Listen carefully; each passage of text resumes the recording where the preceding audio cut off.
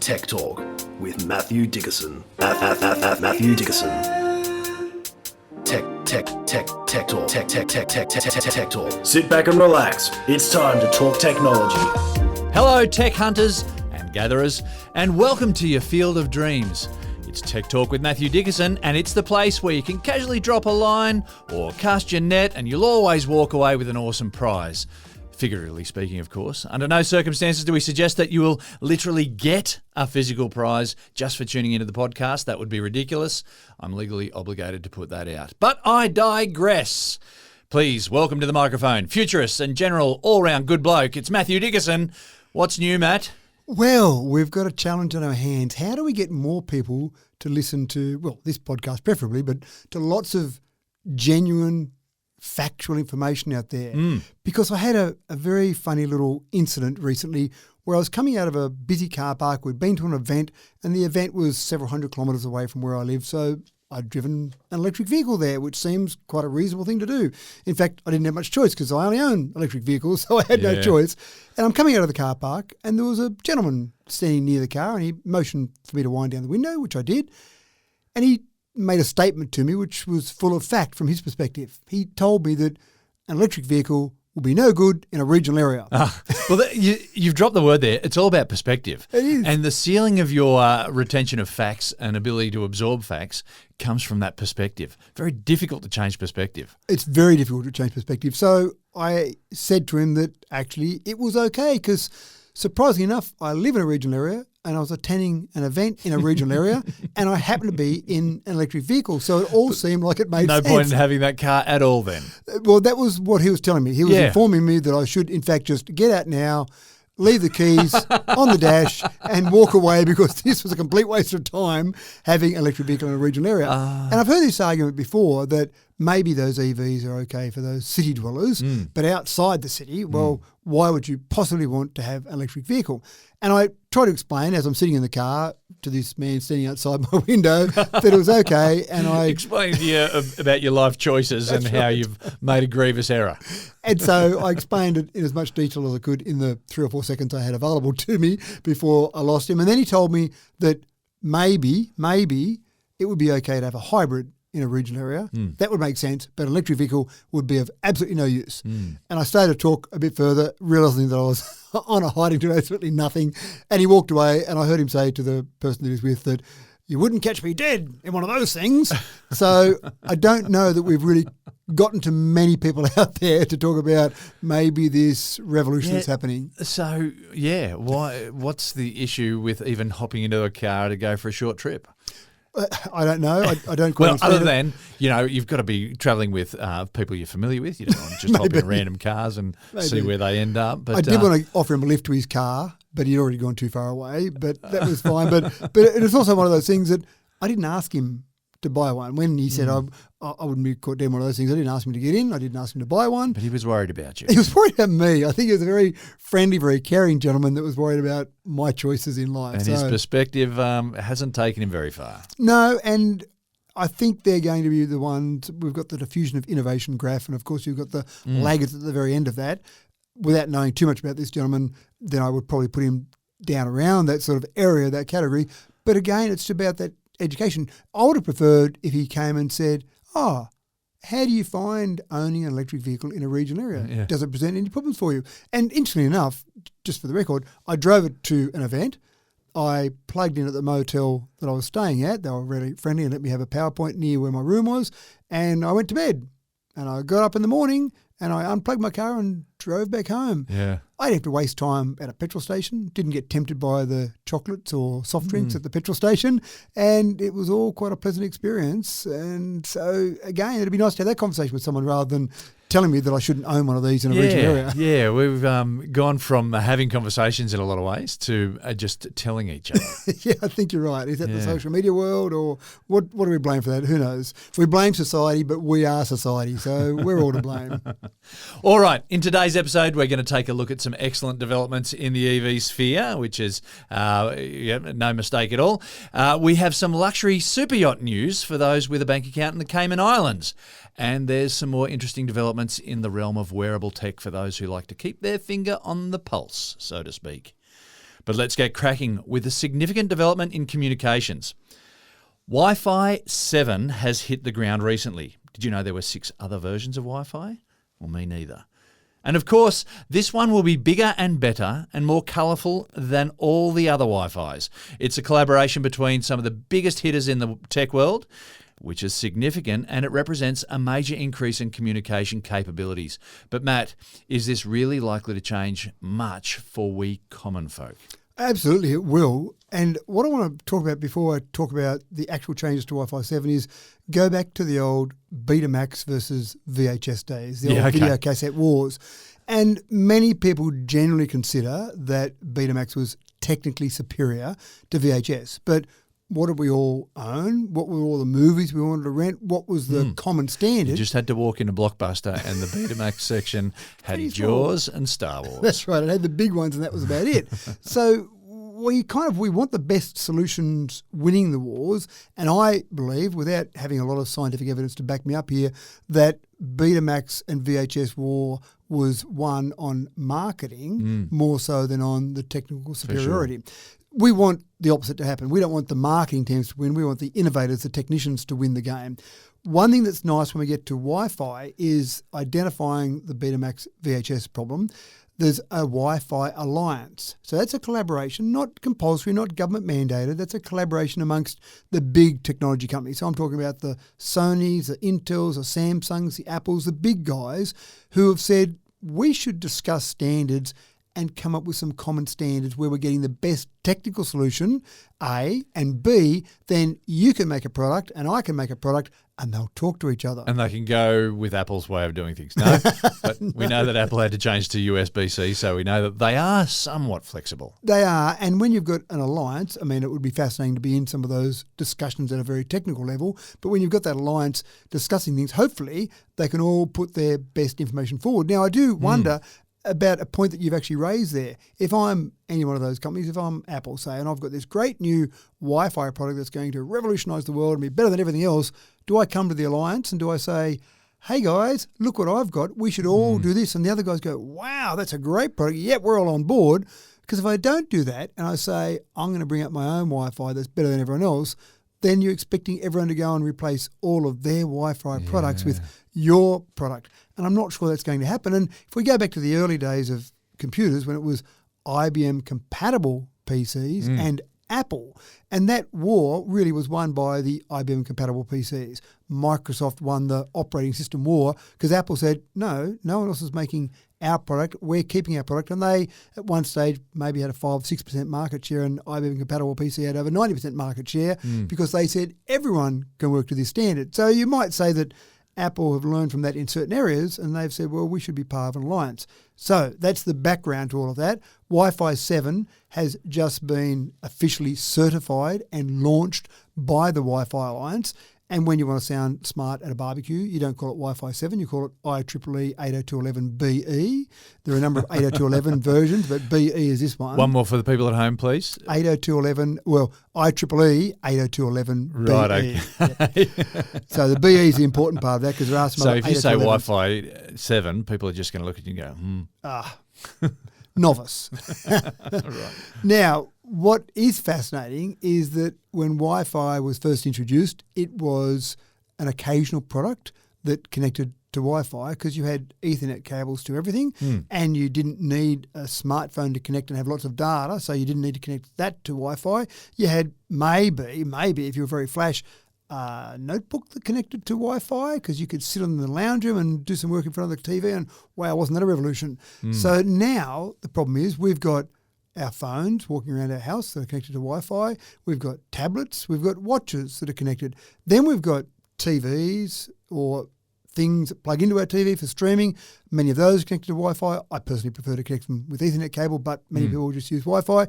Then we've got stoves and fridges and microwaves and all sorts of other things, dishwashers that are connected with Wi-Fi. The problem is that we obviously end up with a lot of products connected to Wi-Fi and they're all competing for that same bit of bandwidth. They're all competing against other products around the house. So we need better standards. And so that's where Wi-Fi 7 comes in. Basically, you've got backwards compatibility. So you've still got the frequency bands 2.4 gigahertz and 5 gigahertz, in addition to the 6 gigahertz that Wi-Fi 7 uses. And again, that's so that it can be backwards compatible. You buy a Wi-Fi 7 router, for example, and you've only got a device in your house that works on a previous standard, it will still be backwards compatible. But if it's using Wi-Fi 7, essentially faster and more reliable and more products or more devices can connect. So the big ones, without getting down into all the technical differences, you're probably getting 5 times the speed increase out of Wi-Fi 7. But again, more products you can connect. And you've got the capability to be able to have all those communicating at the same time. Some early Wi-Fi had some fairly low limitations in terms of how many products were connected. Yeah, and so as you say, for the common person, there's actually quite a few things at home these days that are trying to connect. Yeah, that's right. Without realising it, without thinking, Yeah. I don't need much in Wi-Fi, but hold on, I've got this. And you start going through all the products, and so many different products are connecting, and you then start to add up and go, wow, how do they all communicate together? Now, the important part from the consumer making a purchase here is you walk into a store or go online about to buy a product, then if you see something that's got Wi-Fi 6 or Wi-Fi 6E or Wi-Fi 7, then all things being equal, you'd say Wi-Fi 7. If it was 3 times the price, you may not go and buy it today. You might be aware of it and say, I'll make a decision about that. But it's obviously of no use to you in terms of all those benefits until products at both ends are talking Wi-Fi 7. Yeah. So if you're buying a new Wi-Fi router and you go, oh, I'll get that Wi-Fi 7 one, nothing's going to change with the rest of the products in your house if they're still on previous standards. Yeah. But I suppose it's more about awareness, and we do talk about the future on this podcast. So it's more about the awareness. If you're buying one, have a look. If there's products coming out that have got Wi-Fi 7, sure, with price being a factor in there, err towards those. But then as you start to upgrade other products around the household, then you might start getting to the stage where you've got multiple products on Wi-Fi 7. So it's a new standard. It's a new standard that reflects what we're doing, which is basically communicating lots of data, lots of big data now. I had someone the other day talk to me. They were trying to upload a file and they were very frustrated with the online tool they were using because they had a limit of 10 gigs for a file size. And 10 gig is a pretty big file. Yeah, what were they downloading? It's just Human video. They'd done a longer genome video project. Yeah, right.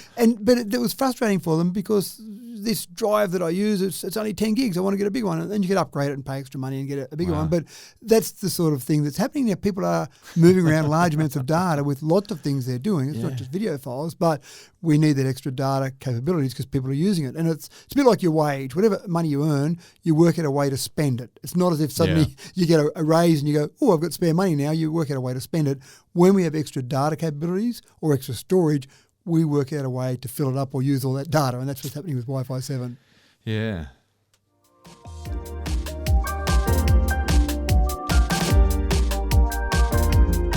Wi-Fi, gone back a story there. Wearable biosensors come in many forms to date, and keeping an eye on the way your body is tracking is easier than ever before.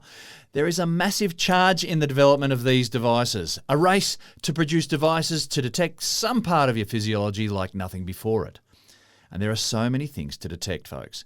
Matt, wearable biosensors are something of a revolution. What's new on the shelves and what is on the foreseeable horizon for us? Well, we've seen a little bit with diabetes, and that sounds fantastic. CGM, continuous glucose monitoring. Some of those devices have been out for a little while now. Some of them are connected to insulin pumps, so you can actually have your body being regulated automatically by devices you've got plugged in and connected to you. But because those sensors have been working quite effectively, and some of these are wireless, obviously, you can have ones, I've seen ones that are about the size, say, of an Australian 20-cent piece, even some that are about the size of an Australian 10-cent piece. They might just plug onto, I'm not sure what I'd call it, but stick onto your arm below your tricep, just above your elbow on the back of the arm.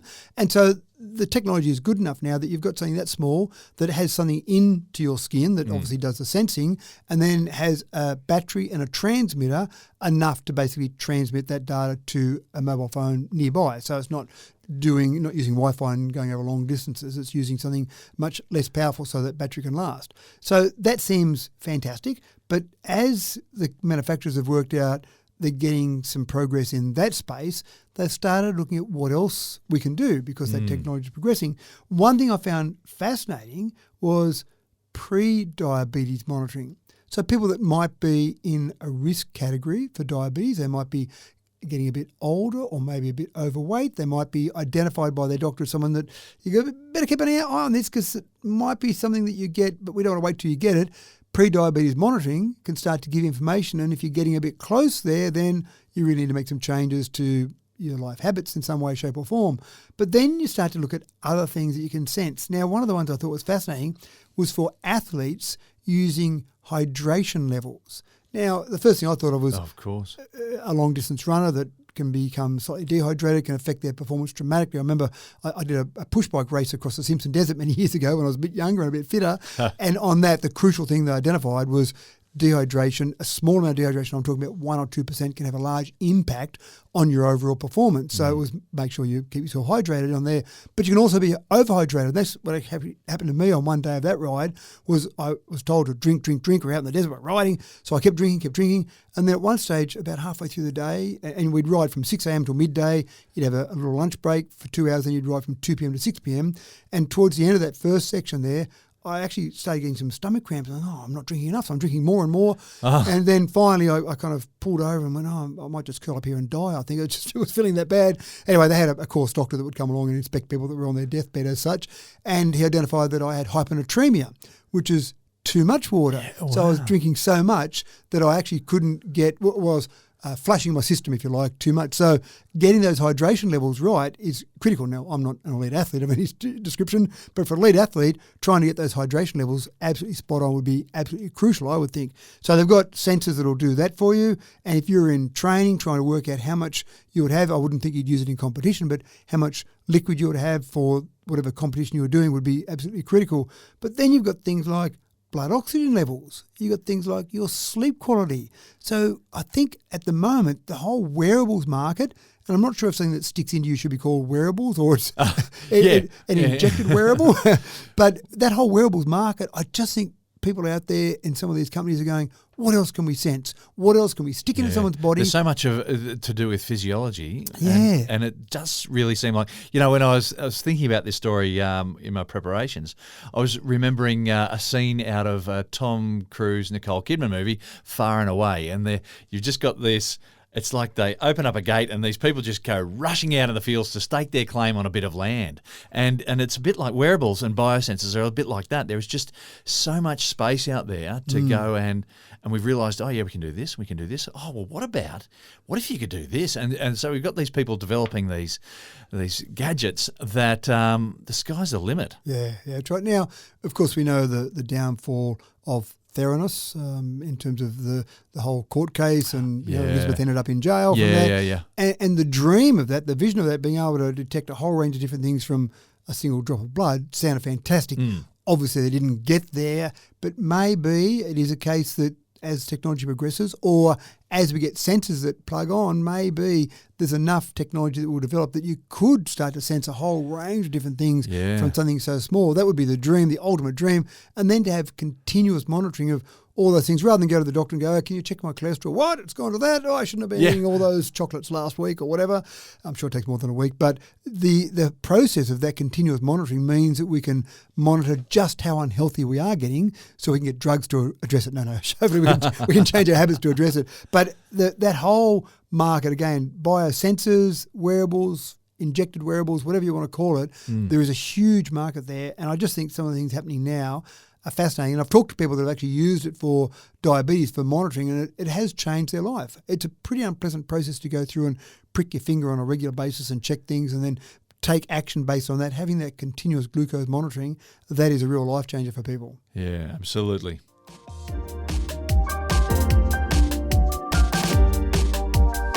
Apple has launched its new operating system, iOS 17.3.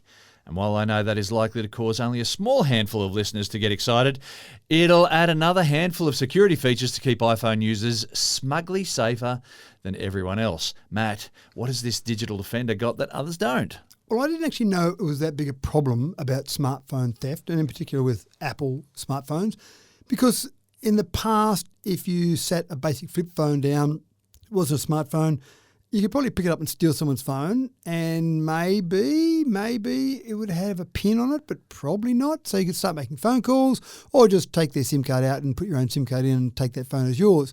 when smartphones came along, because we had so much more information on them, then we started to be a little bit more protective of the data that's on there. We put a pin on there. That seemed like a good idea. We then got to the stage where we've got facial recognition, fingerprints. But the other part is that most of the phones that are out there are locked to some sort of account in the back end. So even if I am sitting on a train and I sneakily look over your shoulder and see that you put in a pin of 1, 2, 3, 4, I go, great, I can steal that phone now. And don't use the pin of 1, 2, 3, 4, no, folks. that's right. No. Definitely 4 zeros instead. So you see that and I steal your phone and I put in 1, 2, 3, 4.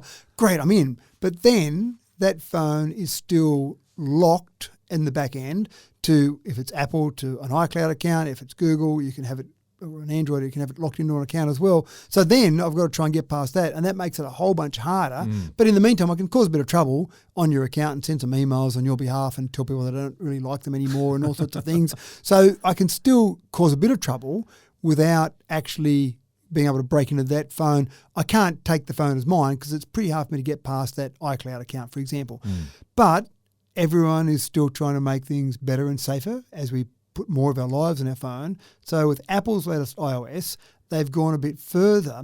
And sometimes, one of the big things I suppose in there is sometimes if you have a go at getting into certain things or make some changes, then you can still put your PIN in because, it didn't recognise your face, so I'll let you go. But now they've changed it and you can opt into this so you don't have to do it. If you're a bit paranoid about it, you might do it. Then instead of having a passcode fallback, so you want to make a change, scan your face in, we didn't get it, just put your PIN in.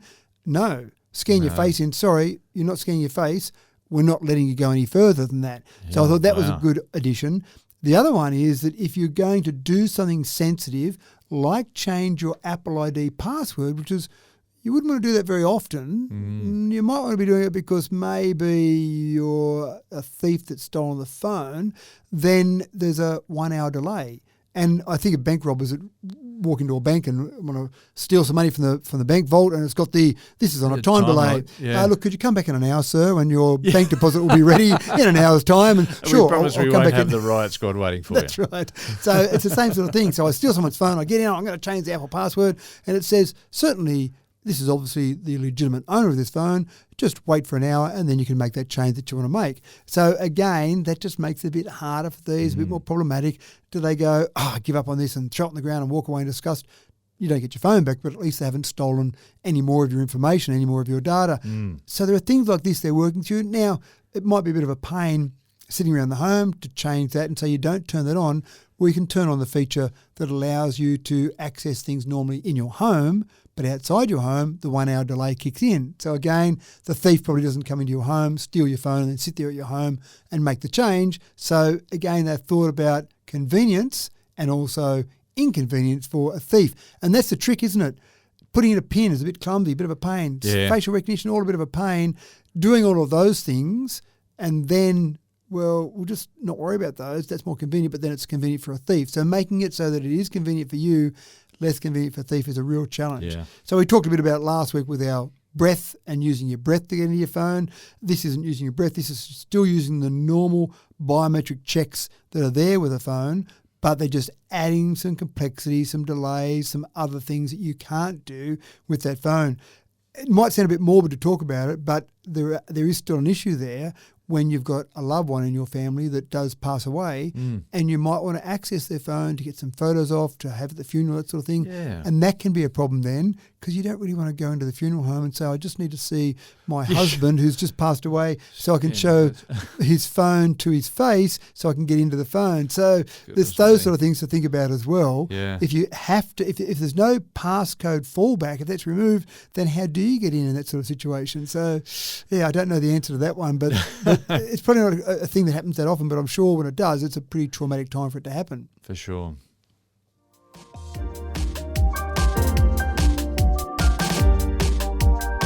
The use of identifying fingerprints in forensic science has not really changed since Arthur Conan Doyle wrote his first novel in the late 19th century. A fingerprint is found and matched to an ever-growing database to identify the owner of the finger. But that was all pre-AI tech, which is set to improve detective work out of sight. This new AI tech will determine if isolated fingerprints have come from the same person. That's isolated, totally separate, different crime scene perhaps, different fingerprints. Matt, being a bad guy has just gotten even harder.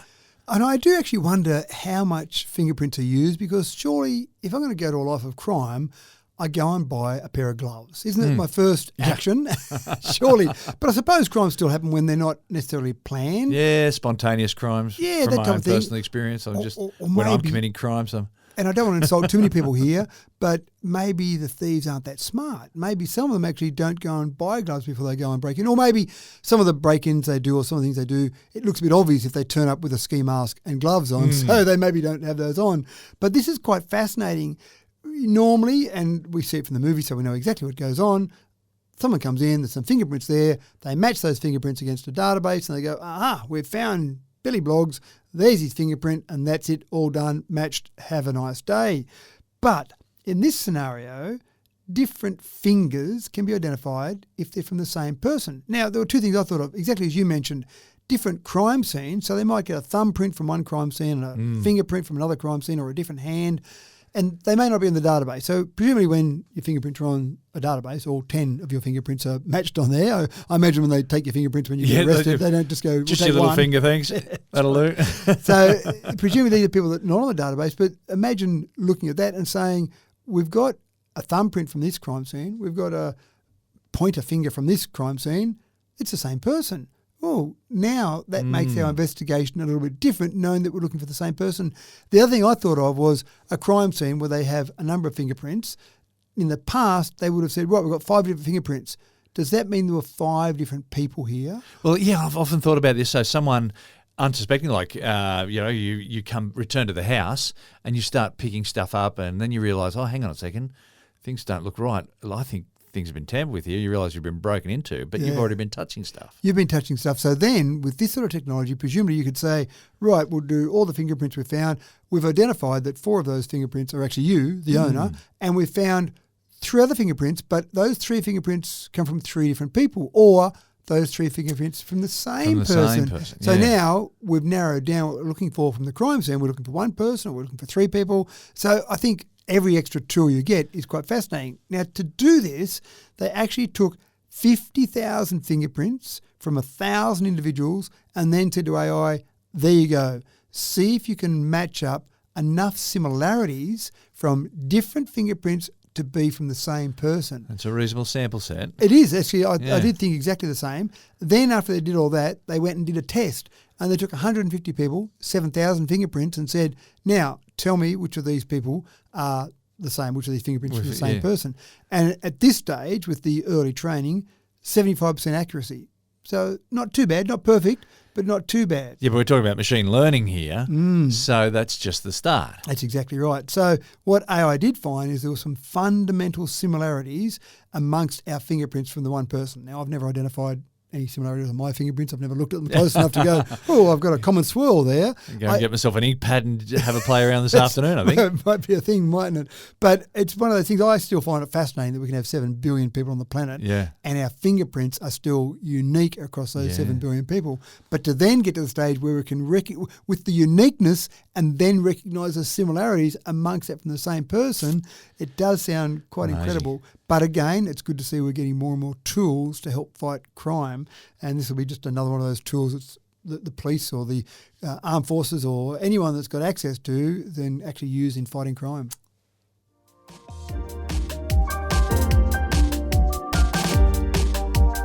All right, it's time for us to reach out here at Tech Talk. So many of our stories are directed at the mainstream audience, but what of the neglected multi-billionaire demographic? There's almost never a story to draw them in, until now.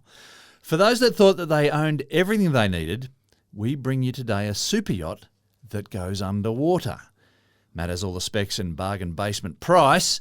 Matt, Rich People and Submarines, this has got Bond villain written all over it. Oh, it does. I did actually think of Spy Who Loved Me. I think it was Carl Stromberg out of Spy Who Loved Me. That was exactly what I thought of when I saw this. But do you know what the first thing I thought about? Rich People and Submarines, how can this possibly go wrong? That's exactly right. I'll talk about that a little bit because I've done a little bit more on this one to make it just a touch safer than the one that you might be thinking of. Yeah, right. But I actually think this is still appealing to all of our demographics, that are out there, not just the rich ones, because I thought we might start a bit of crowdfunding so everyone can contribute to you and I. Timeshare in a super yacht submarine. I wasn't going to go that generous. I was just going to have it for you and I. So. Okay. All right. Sorry. Crowdfunding. And thank you very much. Thank you for including me in your consortium there. I thought that seemed reasonable. So we've just got to crowdfund $3 billion is the problem. So I'm not sure how long that'll take us. Get charging, folks. But I'm not sure I'm going to go and book the berth where I'm going to put this yet. But this is a super yacht that is a super yacht. This is making those other super yachts. I've seen some of the super yachts that people like Bill Gates own, some of the ones that are out there where they've got helipads and jet skis off the back. That's so ho-hum. Right. This super yacht only can accommodate 20 passengers, so 20 of your closest friends. Yeah, okay. 40 crew members, so 2-to-1 ratio. Seems reasonable. Wow, 20 passengers and 40 crew? That's right. So you're going to be looked after. Is the bottom line. You need people to fold the towels, I guess. But Well, that's right. And people that can also say dive, because it's just like a normal super yacht with all the things you'd expect on a super yacht. But then 40 minions, I think you meant to say. That's it, exactly. And then you can dive down to 250 metres, which is pretty impressive. Yeah, you're not going to see the Titanic with that, though. No, and that's part of what they talk about. They do talk about the construction here. It's a double hull construction, so you've got a little bit of a leeway there if something does go wrong. You've got some rescue systems built in. Maybe they were thinking of Titanic tours when they were thinking about that. And you've also got mini submarines. You don't use those mini submarines on a day-to-day basis because if you want to go underwater, you just dive underwater. But the mini submarines are there if something starts to go wrong. You can jump into the mini submarines. I assume there'd be rules around this that you've got to have mini submarines to be able to handle 60 people, just like you've got to have enough life rafts to handle all the people on your boat. Right. Then you'd have to have the same number there. Gone are the days when those sorts of things were just like an aesthetic. That's right, exactly. The thing I absolutely love about it, apart from the absolute opulence of this, the thing that I love about it is that it's got glass walls, so when you're underwater you can see the ocean outside. That seems reasonable. And 250 metres deep too. That's right, but you've got a swimming pool. So I could be, you and I in fact could be, with our 20 closest friends. That's right. We could be in our swimming pool underwater. And looking out at the ocean outside. So it'd be like you'd be scuba diving without the scuba equipment was what I thought of, because I'm seeing the marine life at 250 metres. That sounds interesting. Everything about your story here is just awesome. Everything. But I'm just in my there you go. Speedos. I was thinking of other words on myself. I'm just in my Speedos and I'm swimming around in my pool looking at the marine life outside going, this is okay. And then you can go, we wouldn't do this, but you could go underwater for up to 4 weeks. We'd have to come up on top once a week because I think to upload our podcast, we'd have to be on top of the water. Okay. And for all those people that donated to our crowdfunding, we'd probably want to tell them how we're going on our super yachts. How awesome it is. That's right. Just for you people out there that have donated, thank you very much. This is awesome. Now, the only problem is when we order it, it's going to take a little while because they don't actually have one built yet. They're only going to start building it when they get their first order, which I thought was a bit rude. I thought they should have built a prototype first. Could have had a go on it just to see whether we like it or not and then decide whether to plonk down $3 billion. And you probably could put a deposit less than $3 billion. So you could probably take a small little deposit. So when people do actually turn on Bill Gates and he needs somewhere to hide. That's right. 250 metres underwater for 4 weeks sounds like somewhere you could hide fairly well. So it's, I suppose one of the things that I find fascinating about this from a technology perspective is the fact that you've got this sort of technology that would typically be used by the Navy or some of the armed forces that are building some incredible technology, and then an average consumer, well, maybe not average, a consumer can just go and buy that same sort of technology and say, you know what? Have a toy. I'll have a toy, that's right. That's every bit as good, maybe not quite as good, as something that the Navy uses. I wonder how many Navy submarines have got swimming pools. Well, if they have got a swimming pool, I reckon that means they've got a leak. The other thing is, if you're 250 metres down and you're looking out a glass window, I reckon it's going to be pretty dark. Oh, there'd be lights on the outside. Surely they would have thought of that. Yeah, but still, what are you going to be seeing? Yeah. No. Anyway, look, I think it's a great idea. Nothing about this sucks. I can't wait till we get ourselves one. That's right. Just give me a few weeks to start going.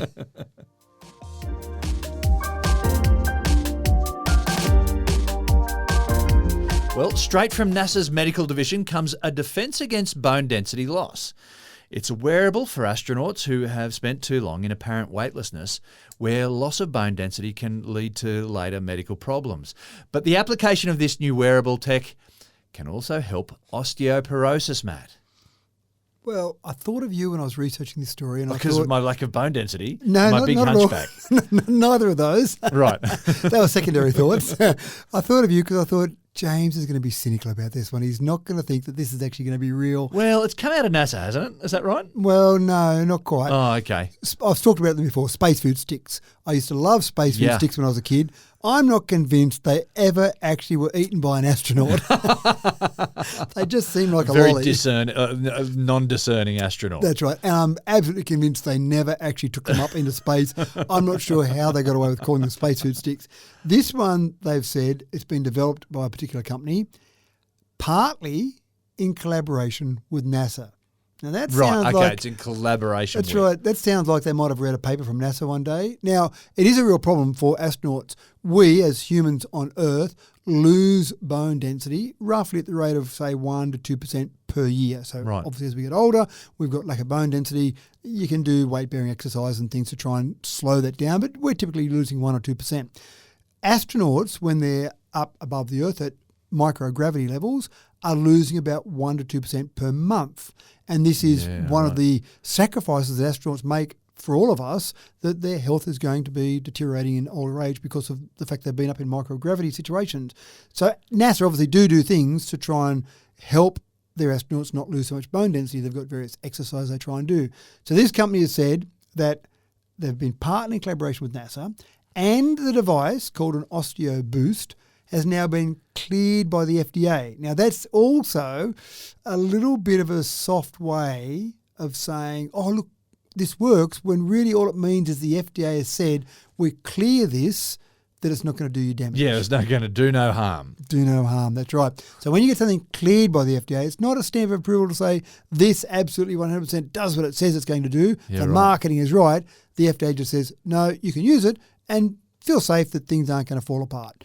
So with all of that background there, what they do claim is this vibrating belt helps improve bone density. So that's what I thought. This sounds like it's come out of the 50s. Well, I thought it sounded like it came out of the front page of a Phantom comic where X-ray glasses were right beside it. Yeah, okay. Now, it might be fantastic. I have not read a peer-reviewed medical article on this Osteo Boost. I'm just really going on the marketing, but it does sound fascinating, and it does sound great that we're trying to address bone density, because it's going to be a problem for all of us as we all age. It's going to keep being a problem. They say that you should wear this belt for 30 minutes a day, at least 5 days a week, presumably while you're out doing a walk or doing something else, and maybe the walk is more important than the wearing of the belt. I'm not sure.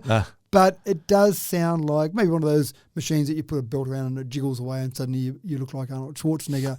So it does sound a bit like that, which is why I thought you might have been just a touch sceptical about it all. Because the whole process seems to me like vibrating.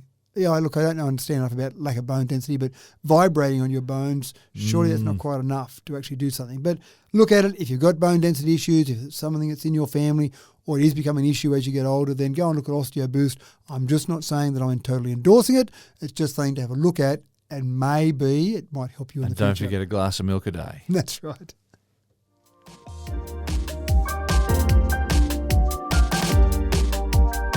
For listeners out there that still haven't bought their first EV, one of the biggest hang-ups, the thing EV drivers get asked about the most, is the charging, frequency, duration and accessibility. For EV makers, the challenge is to allay the worry, and that requires some more clever innovation and infrastructure. Matt, how is the world becoming a better place for EV users? It is interesting, isn't it? Because I think Tesla's success was built on the back of the fact that they built supercharging stations. So they wanted to build a car, but they knew that no one would buy the car if there was nowhere to fill it up. So they went hammer and tong building superchargers across the world, and that made it easier for them to sell their cars. So you're right, that whole charging scenario is a challenge for people. We need to get more places to charge. There's no doubt about that. There are people who live in apartment buildings who have on-street parking only. They don't have a garage, for example, or a carport to park their car. And I'm thinking of people in larger cities and metropolitan areas. The challenge for them is trying to find somewhere to charge. You don't have to go to a supercharger all the time. You don't have to go to somewhere and park at work and then leave work after half an hour and then go back down and move your car. All that's too clumsy. Yeah. And unfortunately, it gives people the excuse to say, well, once I can do this, that's when I'll buy my electric car. So some companies are coming up with some different ways of doing it. And this is a few spots from around the world. In London, for example, there's a company that's basically taking lampposts and allowing an addition to be added onto a lamppost to have a charger. Now, a lamppost has got electricity in it already. So that's one of the challenges. You need to get some electricity there. Now, when you've got the amount of electricity that you need for a lamppost, you're not going to have a supercharger.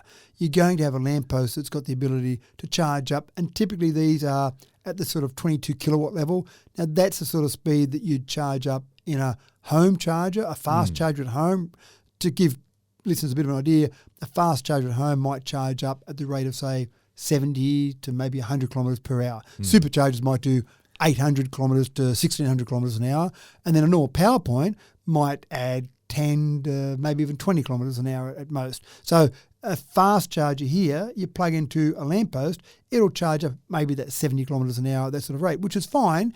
If you have a lamppost out the front of your house and you've got on-street parking, you go, once a week I need to put a bit of power in, I'll plug in and I'll leave it plugged in for 5 or 6 hours, and then I'm fully charged and ready to go again. So it's that type of charger we're talking about. So one is the lamppost, where they're saying we'll add a lamppost that's got the technology built in to be able to still charge the person for the charging, because obviously the council or the electricity authority that owns that lamppost, they want to get some money back for the electricity that's being used. For sure. So that's one. There's another one in a Dutch company that basically replaces the entire lamp pole with an aluminium one. That's a little bit dearer, but it's designed to be, I suppose, a little bit more streamlined, not something that sticks out the side of it there. So it probably looks a bit nicer, but you'll pay a bit more for it. But the same concept, you're using the electricity that's already there and converting that. The other one that I liked was one that basically plugs in to the ground. It's a Scottish company, this one, that uses a device that sits flush with the pavement. You'd walk along, you wouldn't really notice it. You'd see various manholes or manhole covers that are on the footpath, and this would look like that, obviously much smaller. It would look like, say, the size of a aluminium can, a circle about that big. And you come along with a certain, it's called a lance, and you basically have that lance if you're going to use that particular company. You flick open the top, you plug your lance in, plug your car in, and away it goes. And that obviously all charges you as well. Again, that company that's doing that says, we've got electricity running in the ground, maybe to provide power to our lamp posts, maybe to provide power to some of the housing, so we can use that power that's in the ground already. Those ones are a little bit dearer to install because it's digging up the ground, but again, it gives you that flexibility and convenience afterwards. So we jump forward 10 years, we'll see cars parked at various places where they'll have things in the ground or things on lampposts that it's just normal. We've all seen some of those pictures that we've got someone with a power cord hanging out their window and across the tree on the footpath and dangling down to their car, and that's trying to show how silly this electric vehicle concept is. And again, people will do what people need to do, but it's changing from there.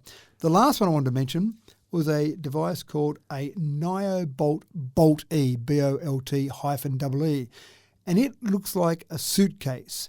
And what you do with that is you plug it into a power point, plug it in wherever it's convenient for you to charge it up. And that can be a nice slow trickle charge. You can charge it for a couple of days if you like.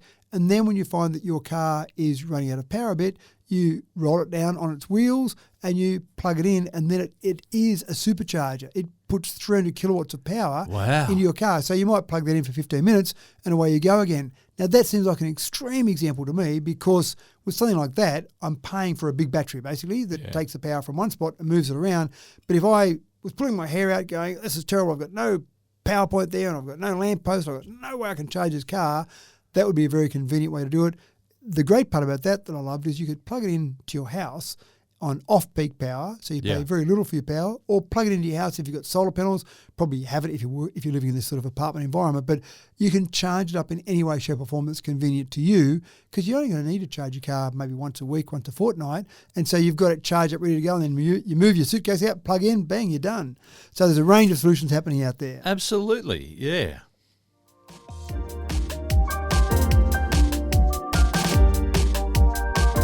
Here's another story from the EV Files. Our current application of fundamental inorganic chemistry just doesn't allow EV batteries to work efficiently in cold temperatures. But of course, EV makers aren't about to let that stand in the way of a transport revolution. Matt, how do we get an EV to crawl out from under the doona on a cold winter's morning? Well, it's not a bad idea. Put a doona over it maybe just to warm it up. It's only going to trap the heat that's already there. True. Yeah. So freezing temperatures, I'm talking freezing here, can reduce the range of an EV by 16 up to 46%. So EVs don't love the cold. Now, people talk about that as one of the issues with an EV. Don't forget that an internal combustion engine vehicle can also reduce its range by anywhere from 15 to 24% in those same freezing temperatures. Now, of course, the big thing with an EV is that it's a bit longer to charge up. So if I run out of petrol quicker because it's really cold, it's still pretty quick for me to fuel up. So I understand that argument, but it's not as if all these things happen to EVs only. Same with air resistance. We talk about the fact that you drive fast, you double your speed, you quadruple your resistance. That's in an EV, that's in a petrol car as well. So they're the same. One of the things that a lot of manufacturers are doing is they're putting heat pumps in their vehicles. And I run off a few brands here: Teslas, Jaguars, BMWs, Hyundais, Audis, Kias. They've all got heat pumps. Now, I want to talk about heat pumps a little bit more because I've actually heard the term heat pump thrown around a lot lately. It seems to be a trendy term. I've heard heat pumps in terms of cars, EVs. I've heard heat pumps in terms of now swimming pools are using heat pumps to heat up. I've heard heat pumps for air conditioning. But I get a sense there's heat pumps and then there's heat pumps. Well, you're right, but heat pumps go back a long time. And the heat pump, well, we probably all use a heat pump every day. Our refrigerator, effectively, is a heat pump. It's just taking the heat from our refrigerator and putting it to the outside world. Else, The great thing about a heat pump is that a heat pump moves heat from one location to another rather than generates heat. And the example I would give using some numbers here is if you use something like a bar radiator to generate some heat. If you're trying to heat your house up, I've got a bar radiator, I run electricity through a resistor, it gets hot. And so if I use 1 kilowatt hour of electricity, I've added pretty close to 1 kilowatt hour of thermal energy to my house in a bar radiator. So they talk about the coefficient of performance, and that coefficient of performance is 1. When I take a heat pump, and even if the outside temperature was, say, 10 degrees Celsius, and I'm trying to warm up my house to 20 degrees Celsius, there's still enough warmth in that 10 degrees Celsius outside that if I ran that and used 1 kilowatt hour of electricity, I would add 5 kilowatt hours of thermal energy to a room. So I'm getting a coefficient of 5 instead of a coefficient of 1. Yeah, right. So that's the advantage of a heat pump. Now, a heat pump, I'm sure you can tell me about the science more, but if we look at the second law of thermodynamics and the ideal gas law, or there are actually a number of laws in the ideal gas law. There's about 3 or 4, Yeah, so if I look at those two, basically that's where we get a heat pump. So energy, second law of thermodynamics, a range of different ways to state it, but energy naturally flows from a region of higher temperature to a region of lower temperature. And I often think about a coffee cup as an example of that. You put a hot coffee cup, or with coffee in it, not just the cup, a hot coffee cup in a room at room temperature. Well, the heat flows from the coffee cup to the room. Yeah. So it goes from high to low. And then one of the ideal gas laws talks about when the pressure of a gas decreases, the temperature decreases. So I think about air coming out of a tyre. You hold the valve down, that air comes out cold. Yeah. Obviously, as the pressure increases, the temperature increases. So using that, then some of those principles were used in a refrigerator that was designed back in 1834. That was the first practical refrigerator. Even in 1877, the first heat pump was installed at the Beck's Salt Works in Switzerland. So the concept's been around for a while. I'm not sure why it's become trendy now, but again, I think we've become much more efficient to the point where you start to talk about heat pumps in vehicles. And Tesla, for example, what they're doing to generate their heat for a battery is they're taking heat from lots of different places across the vehicle, 16 different heat sources on the vehicle to try and get heat into the batteries without expending too much energy, because obviously you don't want to use any battery power. That makes sense. Heat's often regarded as a wasted energy, but if you can just channel that heat somewhere that you need it, that's right. It's less is wasted. And you think of a computer, you think about your notebook, or you're working away, you're doing some really hard work, it sometimes gets a bit warmer. Well, that's exactly what Tesla does, for example. They'll take their onboard computers, and there's a processor on there that would normally have a heat sink on there, or you might channel that heat away. Well, let's use that heat to keep the batteries warm. So pretty clever way of doing it. In a petrol engine car, you're only converting about 20% of your actual energy in your petrol to propulsion. You're doing a lot of it to noise and a lot of it to heat. And so you can use that heat to, say, warm the cabin up. Yeah. Or if you need to have some heat somewhere else on the windscreen to get rid of some fog or whatever, then you can use that heat. With electric vehicles converting maybe 75% of its energy into propulsion. So you haven't got all this wasted heat. So using heat pumps is quite a clever way of doing it. So heat pumps, concept's been around for a while. They're getting better all the time. It's not a really trendy term, well, maybe it is a trendy term, but it is something that's very basic science that's been around for a long time, but used in quite a clever way. So heat pumps on electric vehicles, if you're buying one, I'd be looking at that as one of the first requirements. Even if you're not living in freezing temperatures, using that heat pump anytime is a good idea.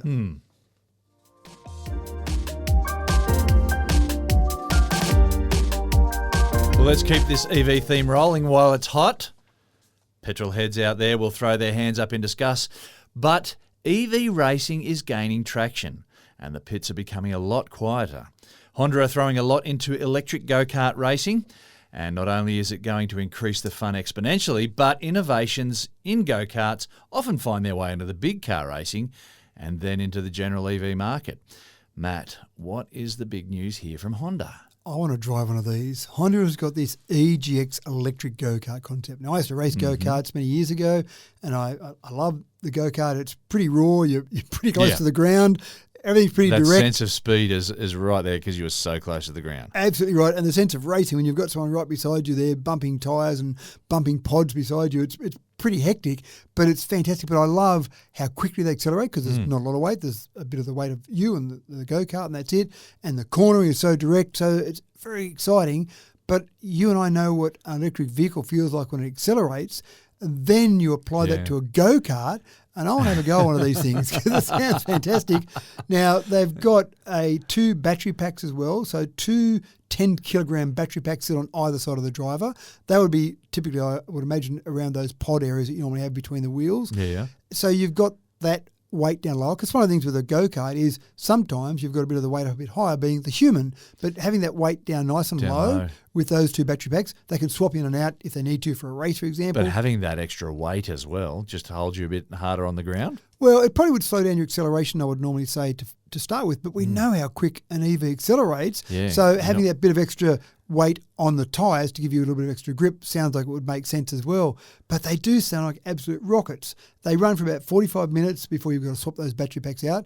If they were racing, most of the time the races would be less than 45 minutes anyway, unless you're doing some sort of endurance race. But they can be swapped out rather than being recharged. Correct, that's right. So you'd come into the pitch, you'd pull one out, you drop one in, off you go again, and you go out for another 45-minute stint. So it sounds fantastic. Now, Honda do love their racing engines. 18 IndyCar championships Honda's got under their belt, 15 Indianapolis 500 wins in 30 years, so pretty good hit rate there. Yeah. So they do love their racing, and they're not going to develop something like this if they don't think there's some value in it long term. Obviously, you're talking about where we're headed with Formula E, Formula One, what's going to happen in that space there. IndyCar Series this year is featuring hybrid units with 2.2 litre engines. Obviously, Formula One already uses some hybrid technology in what they're doing, but I still love Formula E. I love watching Formula E. I think it's fascinating. And just the sound, I mean, I know that's what some people might say. There's not the same noise, is there? There's not the same noise, that's right. But when I go to a Formula One race, I put earplugs in because it is so loud. Yeah. A Formula E race, I haven't been to one yet, but I watch it on TV. I go, it just sounds pretty cool, that sort of whir you find. So the fact that you've got these sort of devices coming out, and I know, again, having race go-karts, there's a lot of fiddling you do. Sometimes if I've left the go-kart parked in my garage for a month and then I get it out to race again, then I'll put some new spark plugs in because they've gummed up now. Yeah. There's so much fiddle with running a go-kart, whereas that's one of the great things about EVs in general. The maintenance is so low. So you just say, oh no, we put a new battery pack in. Drag it out of the shed and go racing. Yeah, so I don't know when we'll see these in Australia. Honda is basically introducing these at the moment. I'm sure other manufacturers will as well. There'll be some categories that will start in it, but I want to get my hands on one. Well, I'm interested to know where it leads to. Yeah, well, that's true too. Are we getting to the stage where it seems like a bit pointless to keep running around with petrol cars, developing those, petrol go-karts, when really the rest of the world is moving on to electric vehicles?